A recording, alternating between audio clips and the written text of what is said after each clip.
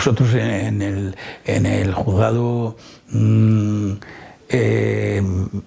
central de la Audiencia Nacional número 5, que le correspondió todo el tema de todas las denuncias respecto a desapariciones forzadas en el periodo 36-39, pues pusimos la denuncia para que se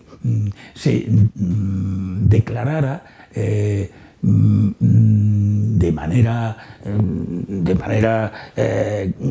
judicial, en un tribunal judicial, que había habido desapariciones forzadas. Eso es lo primero que decíamos, y que eso eran presuntos crímenes de lesa humanidad, porque habían sido debidos a que en una ola planificada de terror planificado por los bandos de guerra, pues decían que todo aquel que tuviera perteneciera a unas formaciones, sindicatos o formaciones políticas que se pudieran oponer al golpe de Estado, que no se tuviera ningún reparo en ir contra ellos. Y entonces, en este caso concreto, era palpable que todos pertenecían al sindicato de Ujete, a la Casa del Pueblo, y por tanto ese indicio, y nosotros ya lo sabíamos, pues era un motivo. Nosotros presuntamente eran crímenes de lesa humanidad, y por tanto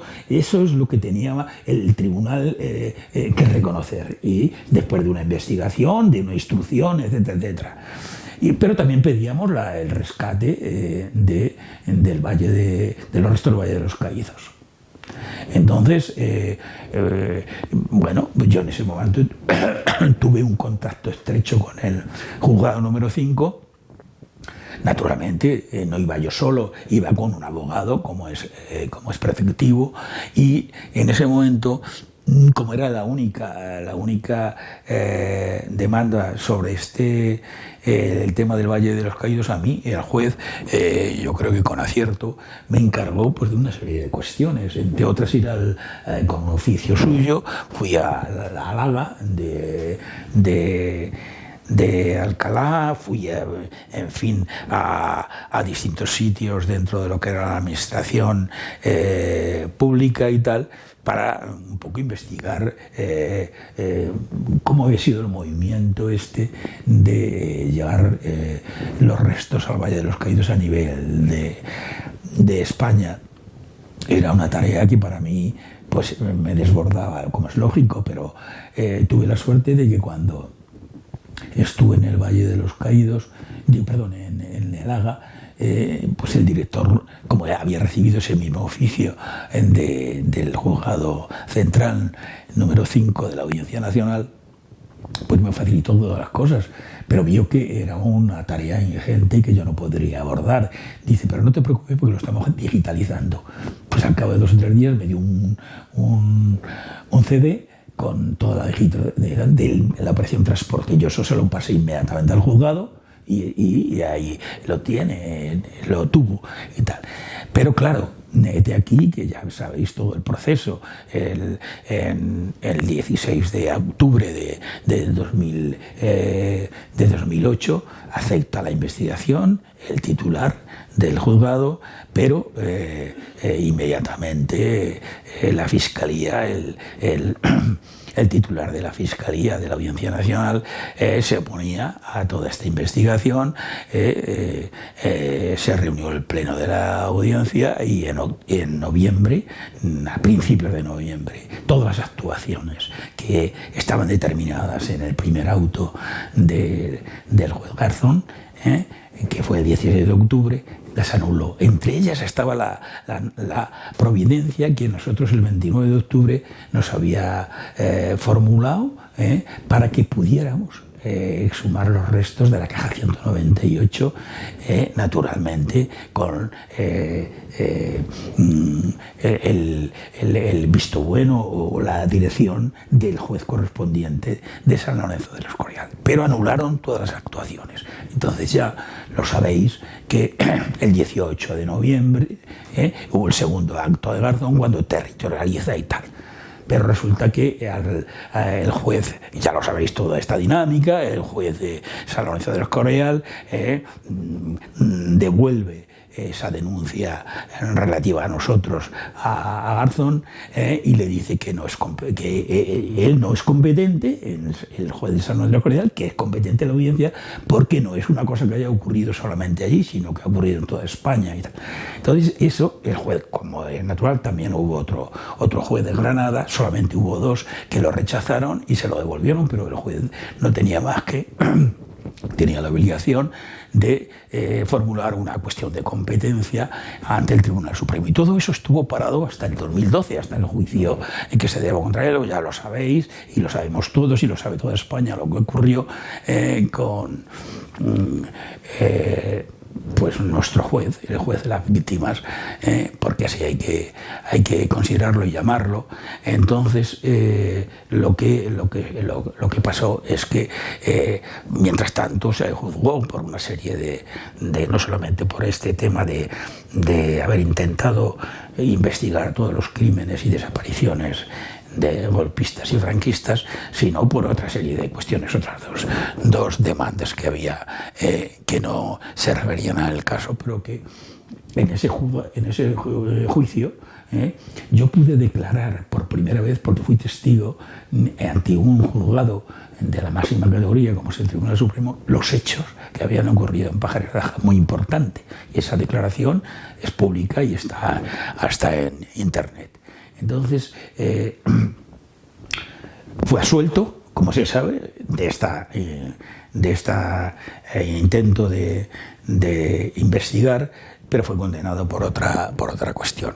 Con lo cual, hubo 2 momentos importantes. El del juicio, que fue en febrero de 2012, pero luego en marzo hubo un auto definitivo del Tribunal Supremo, como sabéis, donde ya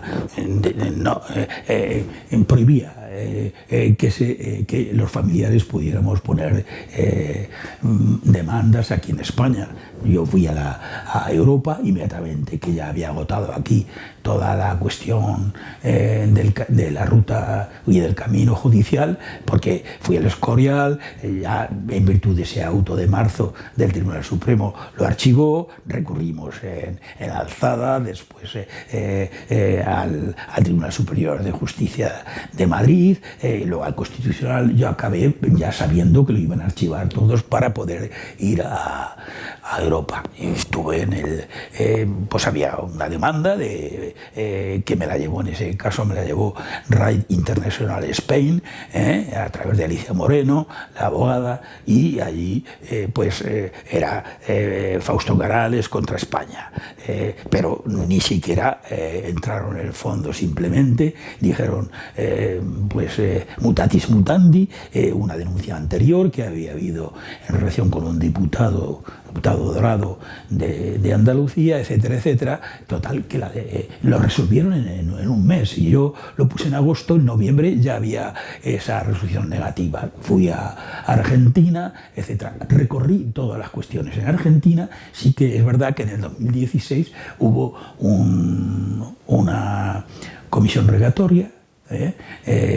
Yo declaré ante la jueza argentina, no fui allí, pero lo hice por videoconferencia en la embajada argentina aquí en Madrid, y sí que accedió en el 2016 una resolución de la jueza a través de esa comisión rogatoria,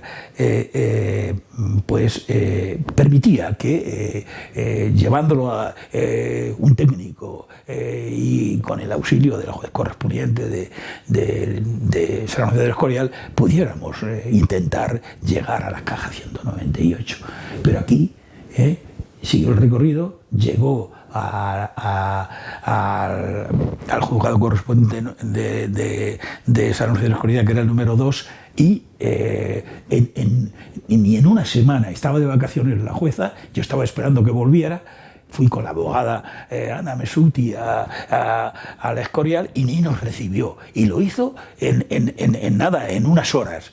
Ya lo tenía pensado y lo archivó.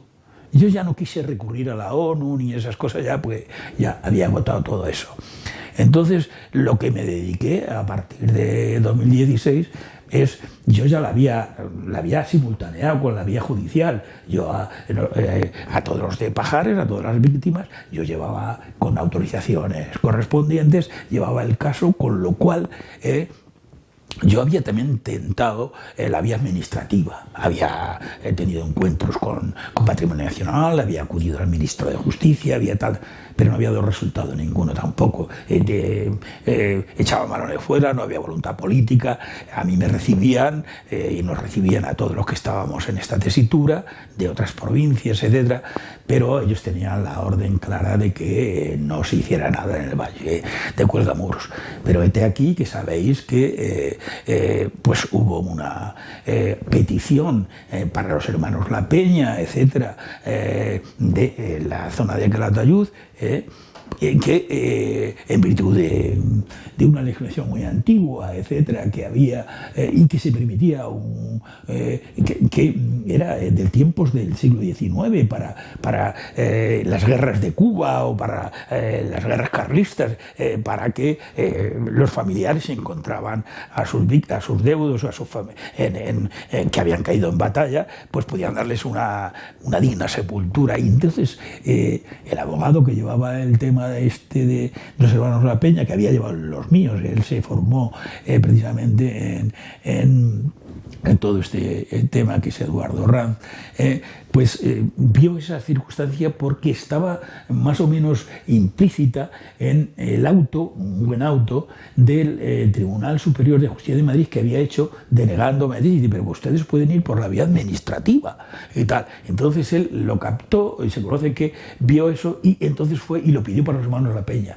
Y un juez de San Lorenzo de Escorial, como sabéis, el 30 o 31 de marzo del 2016, accedió a que simplemente a la petición acordó que era de razón, y en virtud de ese articulado de la ley antigua podía intentar, con una serie de condiciones, que está el auto, que lo tendréis y yo lo tengo también, que podían intentar llegar a esos restos. Entonces yo lo que hice inmediatamente es, por la ley de procedimiento administrativo, me dirigía a Patrimonio Nacional, aludiendo y argumentando el tema de los hermanos La Peña, que era el mismo caso nuestro, eran desconocidos y tal.